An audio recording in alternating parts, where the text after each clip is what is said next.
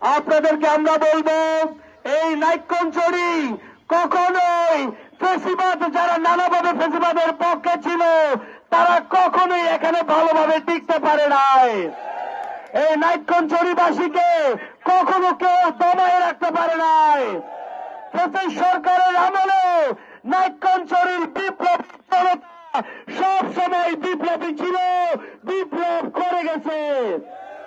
আপনাদেরকে বলবো এখানে নানাবিধ লোক নানা কথা বলে, নানা কথা বলবার চেষ্টা করে, তাদেরকে বলবো বাংলাদেশে ঐক্যবদ্ধ বাংলাদেশের একটা জোয়ার তৈরি হয়েছে।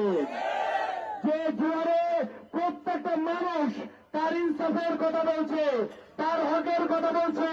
এখানে স্কুলের সমস্যা, স্কুলের কথা বলছে, চিকিৎসা ব্যবস্থার সমস্যা, চিকিৎসা ব্যবস্থার কথা বলছে। আমরা যে কথাটা বলতে চাই, আমাদের প্রত্যেকের একটা কার্ড আছে, ন্যাশনাল আইডি কার্ড। আমরা বলছি ওই একটা কার্ডেই সকল কিছু সমাধান হয়ে যাবে, আর কোন প্রতারণা কাজ লাগবে না। আর কোন প্রতারণা কাজ লাগবে?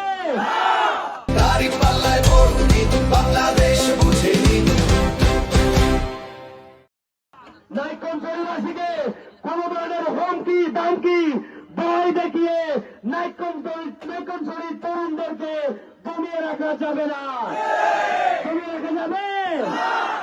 আমি বলছি এখানে আমাদের প্রত্যেকটা জনগণ, প্রত্যেকটা মানুষ, প্রত্যেকটা জায়গা থেকে বিপ্লব উঠেছে। আগামী 12 তারিখ শাপলা গলির ব্যালট বিপ্লব হবে।